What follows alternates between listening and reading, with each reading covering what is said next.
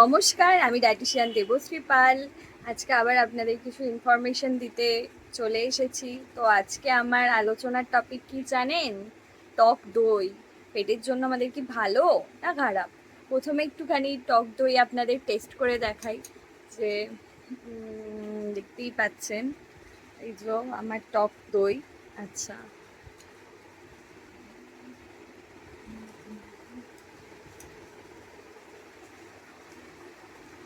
হুম, সত্যি দারুণ খেলে কিন্তু।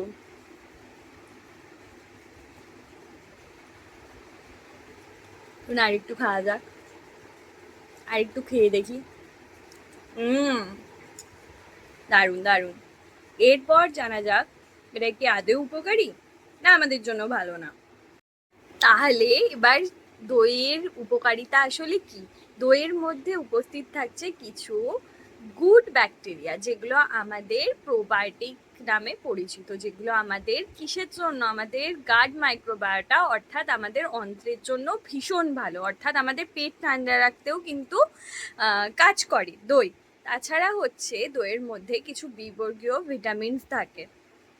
তাছাড়া আছে ক্যালসিয়াম, আছে পটাশিয়াম, আছে ফসফরাস আছে, যেগুলো আমাদের দাঁত এবং হাড়ের জন্য ভীষণ ভালো। তাছাড়াও যারা সুগারের রুগী আছেন তাদের ক্ষেত্রেও এটা মানে টক দই খাওয়া স্বাস্থ্যের জন্য উপকারী, অপকারী কিন্তু নয়। আচ্ছা, হৃদরোগীরাও খেতে পারেন, যেহেতু এটা একদম সামান্য পরিমাণে কিছু ফ্যাট পাওয়া যায়, কিন্তু সেটা গুড, আমাদের স্বাস্থ্যের জন্য ভালো। তো হৃদরোগীরাও কিন্তু টক দই খেতে পারেন। আচ্ছা, তাছাড়া যেটা বলবো, আমাদের কিন্তু স্কিনের জন্য ভালো টক দই। যারা ওজন নিয়ন্ত্রণের কথা ভাবছেন তাদের জন্যও কিন্তু টক দই ভালো, তারা রোজ খেতে পারেন এবং এটা অনেকক্ষণ আমাদের টামিটাকেও ফুল রাখে, তো সেই জন্য ভালো। এমনি নর্মালের ক্ষেত্রে 50 থেকে 100 গ্রাম টক দই আপনারা ইজিলি খেতে পারেন, কোনো রকম কিছু সমস্যার কিন্তু কিছু নেই। ঠিক আছে? আচ্ছা, আজকে এই পর্যন্ত। টাটা। আবার দেখা হবে অন্য কোনো ভিডিওতে। আর যদি আপনারা ডায়েট চার্ট প্রপার পেতে চান তাহলে অবশ্যই কন্ট্যাক্ট করবেন আমার সাথে। টাটা।